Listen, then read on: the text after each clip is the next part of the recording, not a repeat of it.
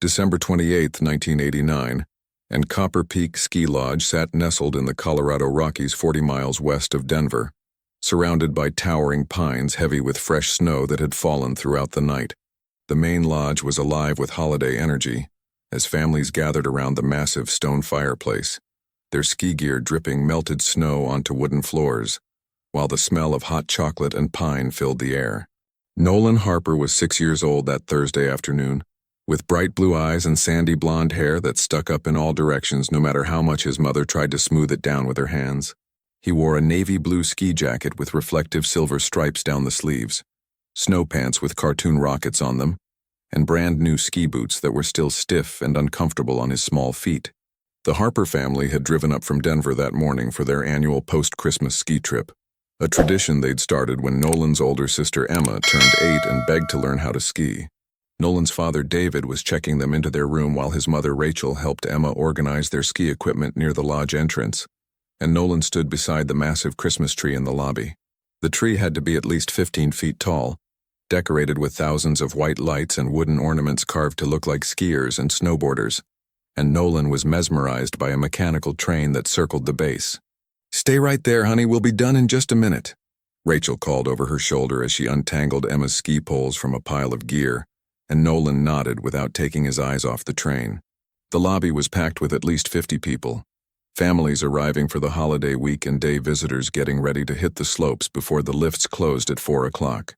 Rachel turned back to the gear for maybe 30 seconds, helping Emma clip her boots together so they wouldn't separate, and when she looked up toward the Christmas tree, her heart stopped.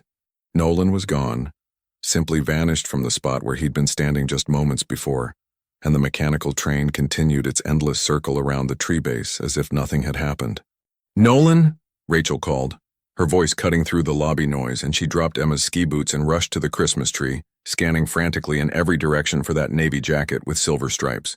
David heard the panic in his wife's voice and abandoned the check-in counter, and within seconds both parents were searching the lobby, while Emma stood frozen, clutching her ski poles with confusion spreading across her face.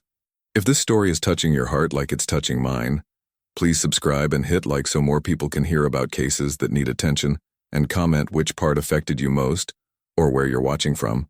Now let's continue. The lodge staff responded immediately when Rachel approached the front desk with tears already forming in her eyes, and manager Patricia Walsh activated their missing child protocol within 3 minutes of the report. All exterior doors were monitored, ski lifts were contacted via radio, and staff members spread throughout the lodge calling Nolan's name and showing his description to every guest they encountered. 6 years old, blonde hair, blue eyes, navy jacket with silver stripes, rocket snow pants, became the phrase repeated over and over as the search expanded from the lobby to the dining room to the game room. Rachel and David checked the bathrooms and the ski rental area, and the small gift shop that sold postcards and hot chocolate packets, but there was no sign of their son anywhere in the building. The lodge had 3 floors with over 60 guest rooms, multiple common areas, 2 restaurants, and countless corners where a small child could wander, and the search grew more frantic with each passing minute. Ski Patrol was notified and they began checking the slopes and trails, because the terrifying possibility existed that Nolan had somehow gotten outside and wandered into the snow without proper gear or supervision. The temperature was dropping fast as afternoon faded toward evening, already down to 20 degrees and falling, and a 6-year-old alone in the mountains wouldn't survive long in those conditions. David stood at the main entrance scanning the parking lot desperately, wondering if Nolan had somehow made it outside and was trying to find their car, but the lot was enormous with hundreds of vehicles. By 3:45 p.m., exactly 1 hour after Nolan vanished, Summit County Sheriff's Department arrived at Copper Peak Lodge, and Deputy Michael Chen took command of what was now officially a missing child investigation. Deputy Chen established a command post in the lodge manager's office and began coordinating search efforts across multiple zones, dividing the property into sections that teams could search systematically and thoroughly. Rachel sat in Patricia Walsh's office giving a detailed statement, while her hands shook uncontrollably, describing exactly what Nolan had been wearing, and the last moment she'd seen him standing by the Christmas tree. "He's a quiet child, not the type to wander off or talk to strangers," Rachel said through tears. "He was watching that train. He was fascinated by it. He wouldn't just leave without telling me. David was outside with ski patrol searching the immediate area around the lodge, calling Nolan's name into the darkening forest while his voice echoed off snow-covered mountainsides and returned to him unanswered. Emma sat in the lobby with a female deputy who was trying to distract her with questions about school, but the 8-year-old understood something terrible was happening and kept asking when they'd find her brother. Search dogs arrived at 4:30 p.m., and handlers gave them Nolan's scent from a jacket he'd left in the family car, and the dogs immediately began tracking through the lodge following invisible trails that only they could detect. The dogs led handlers through the lobby to a side corridor that connected to the maintenance areas, staff-only zones where guests weren't supposed to go, and Deputy Chen felt his stomach tighten with worry. The corridor was dimly lit and narrow, lined with doors leading to storage rooms and mechanical spaces and employee areas, and the search dogs seemed confused as they circled near a doorway marked, "Authorized personnel only." "Get this door open," Chen ordered, and Patricia Walsh fumbled with her master key before unlocking the heavy metal door that revealed a stairwell descending into the lodge's lower level. The basement housed the heating system and water treatment facilities and storage for off-season equipment, and it was a maze of concrete corridors and dark rooms that most staff members rarely entered. Search teams descended with powerful flashlights cutting through the darkness, calling Nolan's name while their voices bounced off concrete walls, creating eerie echoes that sounded almost like responses but weren't. Meanwhile, other deputies interviewed everyone who'd been in the lobby between 2:45 and 3:15 p.m., taking statements from dozens of witnesses and asking if anyone had seen a small blonde boy in a navy jacket. A woman named Susan Torres, who'd been buying coffee near the Christmas tree, remembered seeing Nolan, and she told deputies, "He was watching the train very intently, and I remember thinking how patient he was just standing there alone." But Susan hadn't seen Nolan leave or noticed anyone approach him, and like everyone else, she'd been focused on her own family and vacation plans rather than watching random children in a crowded lobby. A ski instructor named Brad Coleman reported something more concerning, that he'd seen a man standing near the Christmas tree around 3 p.m., someone who seemed out of place because he wasn't dressed for skiing. He was wearing regular clothes, jeans, and a dark jacket, and he was just standing there watching people, Brad told Deputy Chen. "I noticed because most people here are either in ski gear or casual lodge clothes." Brad couldn't provide a detailed description because he'd only glanced at the man briefly, but he remembered thinking it was odd that someone would come to a ski lodge and not participate in any activities. Chen immediately requested that lodge security pull all available camera footage, and the lodge had basic surveillance covering the main entrances and the front desk, but not the entire lobby where Nolan had vanished. The footage showed the Harper family arriving at 2:30 p.m., showed them moving through the lobby with their gear, showed Nolan standing by the Christmas tree at 2:52 p.m., and then showed nothing useful after that. The camera angle didn't capture the Christmas tree area clearly, and Nolan simply wasn't visible in subsequent frames, which meant he'd either moved into a blind spot or left through an area without camera coverage. By 6 p.m., the search had expanded to include local volunteers and additional law enforcement from neighboring counties, and the story was already spreading through local news channels across Colorado. Rachel refused to leave the lodge because she couldn't imagine going anywhere while her son was missing, and she sat in the lobby watching every door and praying that Nolan would walk through one of them. David had searched until his voice was completely hoarse from calling Nolan's name, and he finally collapsed onto a bench near the fireplace with his head in his hands, feeling more helpless than he'd ever felt. The temperature outside dropped to 12 degrees as night fell completely over the Rockies, and search crews brought in thermal imaging equipment to scan the surrounding forest for any heat signatures that might indicate a child. But the forest was vast and dark and unforgiving, and if Nolan was out there alone, he was running out of time with every minute that passed in the freezing Colorado night. The search continued through the night with powerful floodlights illuminating the area around Copper Peak Lodge, and volunteers formed human chains walking through nearby trails calling Nolan's name into the darkness. Helicopters equipped with thermal imaging flew grid patterns over the forest, searching for any sign of body heat that might indicate a child, but the technology was limited by the dense tree cover and extreme cold. By dawn on December 29th, the reality was becoming impossible to ignore, that Nolan Harper had not simply wandered off into the snow, because the dogs would have tracked him and the thermal imaging would have detected him. Deputy Chen assembled the task force at 6 a.m. and laid out what evidence suggested that Nolan had likely been taken by someone, abducted from a crowded lodge in broad daylight, while his mother stood 30 feet away. The FBI was contacted immediately, and agents arrived from the Denver field office by mid-morning, bringing resources and expertise in child abduction cases that local law enforcement simply didn't have. Agent Rebecca Foster took over coordination with Deputy Chen, and her first action was to expand the investigation beyond just searching the physical location to investigating every person who'd been at the lodge that afternoon. Patricia Walsh provided complete guest registration records going back 3 days, and investigators began the massive task of tracking down and interviewing everyone who'd checked in around the time of Nolan's disappearance. The man in civilian clothes that Brad Coleman had seen became a priority lead, and sketch artists worked with Brad to create a composite that was distributed to every law enforcement agency in Colorado. The sketch showed a white male approximately 40 years old, with dark hair and average features, and the problem was that description matched thousands of men in the Denver area alone. Days turned into weeks as the investigation expanded, with FBI agents checking sex offender registries and interviewing known predators who lived within a 100-mile radius of Copper Peak Lodge. Rachel and David appeared on local news stations pleading for information, with Rachel's face gaunt from not eating and David's eyes red from lack of sleep, and they offered a $10,000 reward for information. But the tips that came in led nowhere, with people reporting sightings of blonde boys across 3 states, and every single lead was investigated, and every single one ended in crushing disappointment.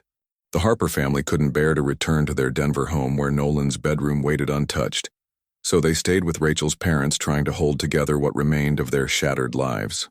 Emma stopped talking for almost a month, the trauma of losing her brother rendering her selectively mute, and she spent hours drawing pictures of Nolan that she kept hidden under her bed. By spring of 1990, the case was officially classified as cold, with active investigations scaled back and the file remaining open, but no new leads emerging despite thousands of hours of work. Agent Foster kept Nolan's photo on her desk and continued working the case in her spare time, convinced that someone at that lodge on December 28th knew something they hadn't shared yet. The man in civilian clothes was never identified despite the sketch being shown on America's Most Wanted and distributed to police departments nationwide, and he became a ghost that haunted the investigation. Copper Peak Lodge suffered economically from the publicity, with families hesitant to book vacations at a place where a child had vanished, and Patricia Walsh implemented new security measures that felt inadequate. Camera systems were upgraded and staff training was enhanced, but nothing could change what had happened or bring back the little boy who'd been watching a mechanical train circle a Christmas tree. Years passed slowly for the Harper family, with 1990 becoming 1991 and then 1992, and Rachel became involved with missing children advocacy groups because she couldn't just sit and wait. David threw himself into his work as a civil engineer, working 60-hour weeks to avoid being home where every corner reminded him of his missing son and the guilt he carried. The guilt that he'd been at the check-in counter when he should have been watching, that he'd let Rachel handle both kids alone, that he'd failed in the most fundamental way a father can fail. Every December 28th, the anniversary brought renewed media attention and renewed hope that this would be the year someone would come forward with information, but the years brought only silence. Nolan's case became one of Colorado's most haunting unsolved mysteries, discussed in true crime forums and featured in documentaries about missing children. But discussions and documentaries didn't bring him home. The Harper family celebrated Nolan's birthday every May 15th with a cake and candles, and they aged him artificially in photographs trying to imagine what he might look like at 7, 8, 9 years old. But imagination was a poor substitute for reality, and the not knowing became its own special kind of torture, worse in some ways than confirmed death because at least death provided closure.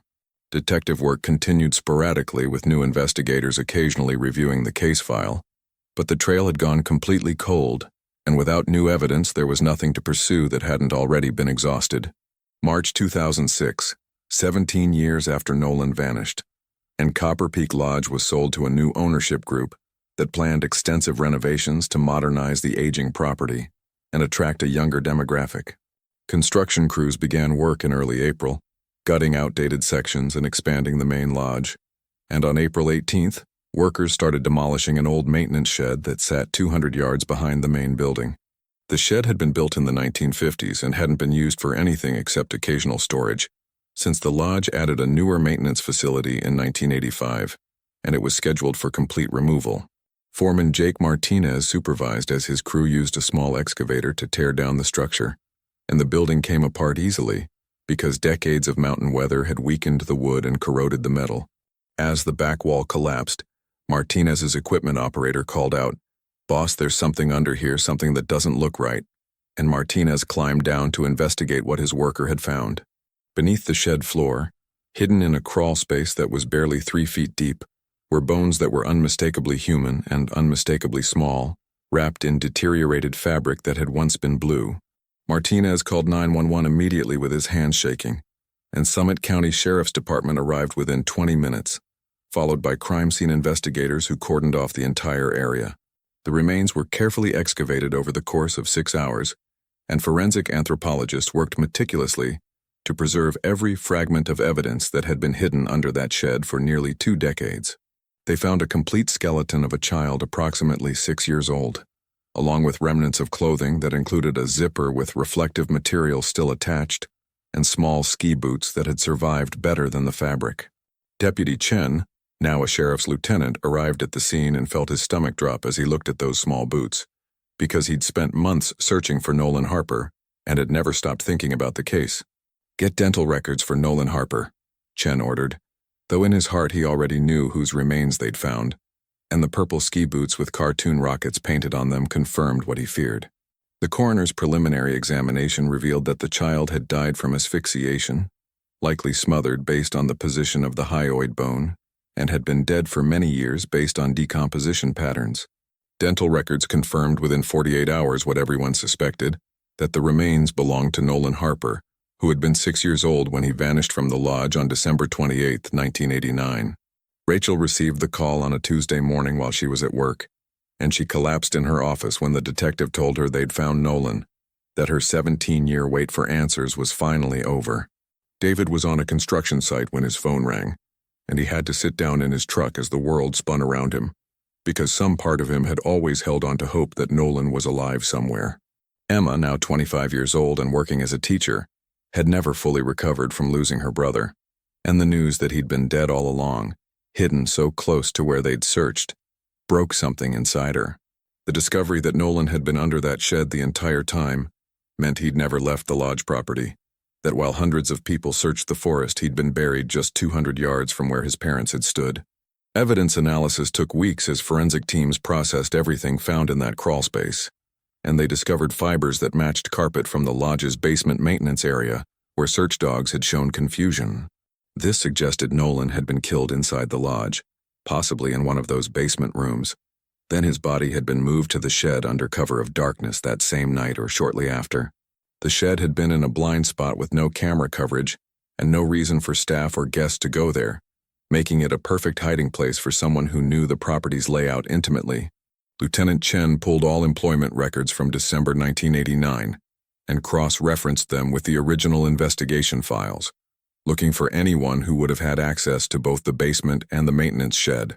One name appeared repeatedly in the records, circled in Chen's notes from 17 years earlier, a maintenance worker named Donald Pierce, who had been interviewed briefly during the original investigation. Pierce had been 38 years old in 1989, working at Copper Peak for 6 years, and he'd told investigators he'd been on duty that day, but hadn't seen anything unusual in the lobby or anywhere else. His statement had been cursory because dozens of employees were interviewed and Pierce had no criminal record, no red flags, nothing that made him stand out as suspicious in any way. But Chen now discovered something that hadn't been properly followed up in 1989. Pierce had requested emergency time off on December 29th, the day after Nolan vanished, claiming a family illness required him to return to his hometown. He'd never returned to Copper Peak Lodge, never collected his final paycheck, and had simply disappeared from Colorado without explanation, which at the time had been noted but not investigated as suspicious. Lieutenant Chen ran Donald Pierce's name through every database available in 2006, and what emerged was a disturbing pattern that had been invisible 17 years earlier, when technology and information sharing were far more limited. Pierce had moved to Oregon in early 1990 and worked at a ski resort near Mount Hood for 3 years before being fired for inappropriate behavior, though the specific details had never been formally documented or reported to police. In 1995, Pierce had been arrested in Washington state for attempted kidnapping of a 9-year-old boy from a shopping mall, but the case had been pleaded down to lesser charges, and he'd served only 18 months. After his release, Pierce had drifted through Montana and Idaho working odd jobs at various resorts and recreational facilities, always around children and families, always moving on before anyone looked too closely at his background. Chen contacted law enforcement in every jurisdiction where Pierce had lived or worked, and a picture emerged of a predator who'd been operating undetected for decades, protected by incomplete records and poor communication between agencies. Most crucially, Chen discovered that Pierce was currently living in Boise, Idaho, working as a janitor at an elementary school under a slightly altered version of his name, and an arrest warrant was issued immediately. FBI agents and Boise police arrested Donald Pierce on May 3, 2006, as he was leaving work, and he showed no surprise when they handcuffed him, almost as if he'd been expecting this moment for 17 years. Pierce was extradited to Colorado within a week, and Lieutenant Chen personally conducted the interrogation, placing photos of Nolan Harper on the table between them and waiting for Pierce to break. For 3 hours, Pierce said nothing, just stared at Nolan's smiling face in those photos, and then finally he spoke in a voice so quiet Chen had to lean forward to hear him clearly. "I didn't mean for it to happen," Pierce said, his hands trembling on the metal table. "I just wanted to talk to him. He reminded me of someone, and when he started to cry, I panicked." Pierce's confession came slowly over the next 6 hours, describing how he'd seen Nolan standing alone by the Christmas tree and had approached him, telling the boy his mother had asked Pierce to bring him to the office. Nolan had followed trustingly because Pierce was wearing a maintenance uniform and seemed official, and they'd gone through the side corridor to the basement, where Pierce had taken him into a storage room. When Nolan had started crying and asking for his mother, Pierce had covered the boy's mouth to keep him quiet, and in his panic he'd pressed too hard for too long until Nolan stopped struggling. Pierce described how he'd hidden Nolan's body in the storage room for several hours while the search went on above him, listening to people calling the boy's name while he tried to figure out what to do. That night, after the initial search teams had cleared the basement, Pierce had carried Nolan's body to the maintenance shed in a large equipment bag, and he'd buried him in the crawl space beneath the floor. He'd requested emergency leave the next day and left Colorado immediately, spending 17 years running from what he'd done, moving from place to place whenever guilt or fear caught up with him.